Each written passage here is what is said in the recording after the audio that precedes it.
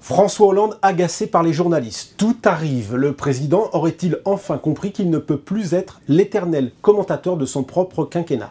On voudrait bien le croire. Sa dernière conférence de presse, mis à part la question centrale et sensible des réfugiés syriens, n'avait au fond qu'un seul but, se représidentialiser, un objectif après lequel il court depuis les premières semaines de son mandat. À moins de 2 ans de l'échéance présidentielle, le temps presse pour François Hollande. Il a beau revêtir une nouvelle fois la tunique de chef de guerre, se placer au-dessus de la mêlée, feindre de ne pas être obsédé par 2017, ou encore promettre de nouvelles baisses d'impôts, rien n'y fait. Le lien semble cassé avec les Français et on ne voit pas qu'est-ce qui pourrait inverser cette courbe de la défiance.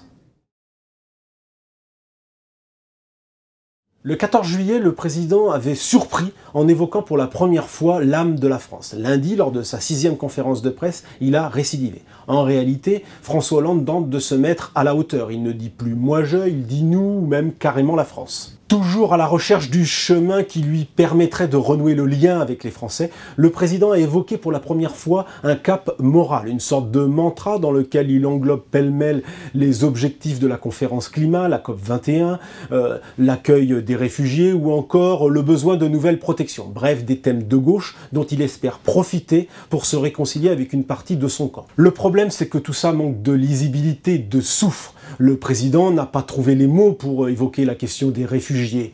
Lundi, on avait le sentiment d'entendre un techno lorsqu'il a aligné les chiffres des quotas de la Commission de Bruxelles. C'est devenu une habitude. Chaque mois ou presque, François Hollande est obligé d'expliquer qu'il ne sera candidat à la prochaine présidentielle que s'il obtient des résultats sur le front du chômage. Lundi, il a évoqué une nouvelle variante pour desserrer cet étau en expliquant qu'il n'était pas obsédé par la prochaine échéance présidentielle. Défense de rire, car en réalité, cet animal politique ne pense qu'à ça.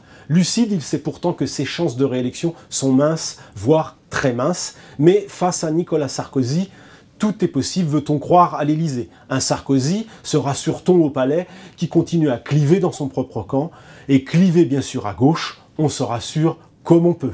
Mais une chose est certaine, confie son ami de longue date Michel Sapin, François Hollande ne renoncera pas. Il préférera assumer un 21 avril bis, c'est-à-dire prendre le risque d'une élimination au premier tour, plutôt que de se dérober.